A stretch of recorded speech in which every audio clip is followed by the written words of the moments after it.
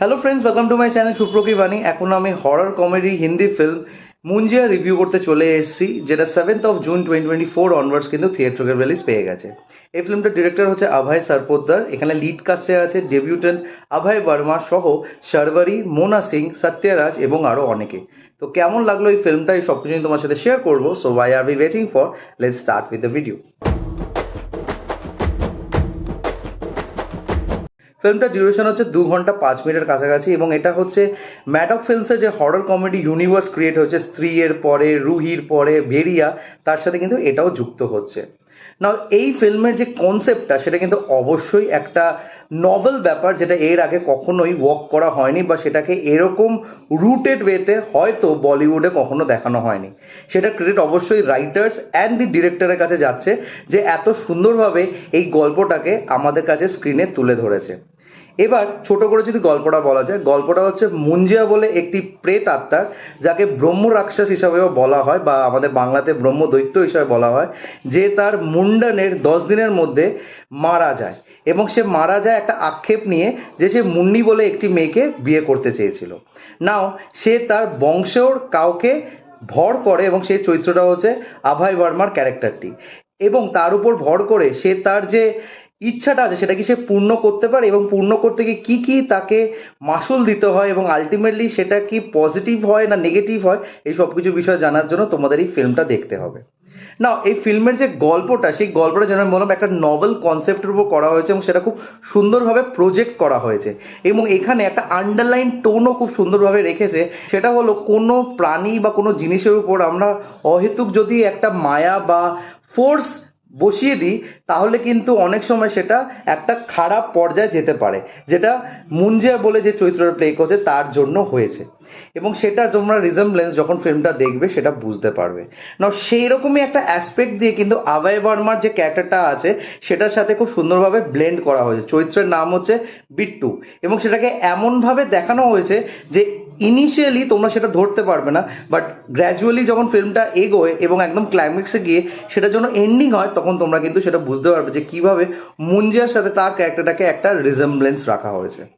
তবে আমার মনে হলো এই ফিল্মটার মধ্যে আরও অনেক জিনিস কিন্তু অ্যাড অন করা উচিত ছিল, যেটা স্ক্রিন প্লের মধ্যে একটু হলো লুপ হোলস ফেলে দিয়েছে। যেরকম ব্যাক স্টোরি যেটা দেখানো হয়েছে একদম ইনিশিয়ালি ফিল্মটা যখন শুরু হয়, ব্যাক স্টোরিটা কিন্তু বেশ ক্রিস্প রাখা হয়েছে, কিন্তু তারপরে কেন সে তার উপর ভর করছে, এবং তার যে ব্যাক স্টোরিটা, মানে যেই বাচ্চাটা এখানে ভূত হয়েছে তার যে এরকম একটা সাইকি, মানে সেটার উপর বেশি লাইট থ্রো করা হয়নি। তার সাথে সাথে অভয় বর্মার যে ক্যারেক্টারটা, সে একটু ভীতু প্রকৃতি দেখানো হয়েছে, এবং সেটা কেন দেখানো হয়েছে সেটাও কিন্তু খুব একটা আমাদেরকে বিশ্লেষণ করা হয়নি। এরপর এই ফিল্মটার মধ্যে আরেকটা জিনিস যেটা আমার মনে হলো আরেকটু বেটারভাবে ওয়ার্ক করা যেতে পারো, সেটা হচ্ছে কমেডিটা। দেখো, হরর কমেডি ইউনিভার্সের আমরা যে কটা ফিল্ম এর আগে দেখেছি তার মধ্যে স্ত্রীটাই সব থেকে বেস্ট দাঁড়িয়েছে। বেরিয়ায় কিছুটা ছিল, তবে স্ত্রীটা আমি সবার আগে রাখবো। তো স্ত্রী বেরিয়ার পরে এই ফিল্মটা কিন্তু সেইভাবে স্ট্যান্ড হয় না in the part of comedy. মানে এটা অনেকটা ওই রুহির স্ট্যান্ডার্ডে চলে এসছে, যেখানে কমেডিটা খুবই হালকা, মানে একটা থিন লেয়ার অফ কমেডি আছে, যেটা কিছু জনকে হয়তো হাসাবে আর কিছু জনকে হাসাবে না। হররটা কিন্তু এমনভাবেই ডিজাইন করা হয়েছে, যেহেতু এখানে ভূতটা ইটসেলফ হচ্ছে একজন বাচ্চা, তাই জন্য কিন্তু জাম্প স্কেয়ার দিয়ে একটু ভয় দেখানো হয়েছে। সেইভাবে কিন্তু যে তোমরা ফিল্ম দেখতে গিয়ে একদম ভয় থটমটো হয়ে যাবে, সেরম জিনিস কিন্তু তোমরা এই ফিল্মটা গিয়ে পাবে না। তবে এটা আরেকটা দিকে ভালো জিনিস, যে এই ফিল্মের মধ্যে একটা ফ্যামিলি এন্টারটেইনার বিষয় আছে, মানে বাচ্চাদের সাথে ফিল্মটা দেখতে কিন্তু তোমরা খুব সুন্দরভাবে পাবে, কারণ কি এখানে যে ফ্যাক্টটা রাখা হয়েছে সেটা কিন্তু একটু হলো ফ্যান্টাসি কাইন্ড অফ, এবং বাচ্চারা সেটা খুব সুন্দরভাবে রিলেটও করবে, আবার মজাও পাবে। মানে এরকম টাইপের গল্প সাধারণত আমরা ঠাকুমার সাথে বা দাদুর সাথে শুনে থাকি ছোটবেলা ঘুমাতে গিয়ে, এবং সেরকমই একটা সম্পর্ক অভয় বর্মার ক্যারেক্টার সাথে তার ঠাকুমার দেখানো হয়েছে, যেটা খুব স্মল স্প্যানের জন্য ফিল্মের মধ্যে ছিল, কিন্তু সেটা ভীষণই একটা ইম্প্যাক্টফুল পোর্শন ছিল, এবং সেটার কারণে ফিল্মের ক্লাইম্যাক্সে একটা জোর আমরা দেখতে পাই। সিজিআই ভিএফএক্স কিন্তু বেশ ভালো, তবে আউটস্ট্যান্ডিং কিছু নয়, এবং যে ক্রিয়েচারটাকে এখানে তৈরি করা হয়েছে সেটা কিন্তু অবশ্যই একটা ইম্প্যাক্ট ফেলবে যখন তোমরা ফিল্মটা দেখবে।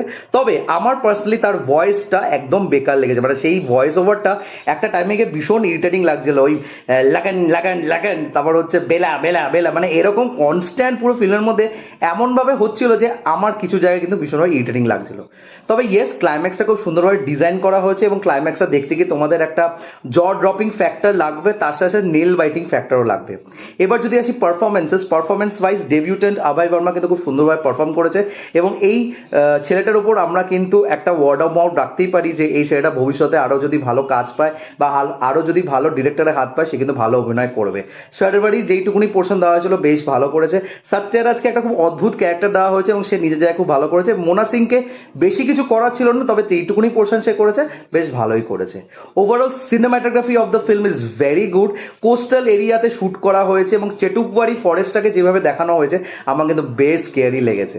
তো it is a good watch, তবে এক্সট্রা অর্ডিনারি কিছু হয়নি যেরকম আমি ট্রেলার দেখে এক্সপেক্ট করছিলাম। তো তোমরা যারা একটু হরর ফিল্ম দেখতে ভালোবাসো বা এরকম টাইপের একটা ডিলাইটফুল হরর কমেডি ওয়াচ দেখতে চাও উইথ ফ্যামিলি, তোমরা কি এনজয় করতে পারো। আর যদি আমার রিভিউটা ভালো লেগে থাকে, don't forget to like, share and subscribe my channel. আমার সাথে জুড়ে থাকার জন্য আমাকে ইনস্টাগ্রামে ফলো করতে পারো। ইনস্টাগ্রাম হ্যান্ডেল হলো সুপ্রো09bit2। আই রিপিট, সুপ্রো09bit2। Till then, stay tuned.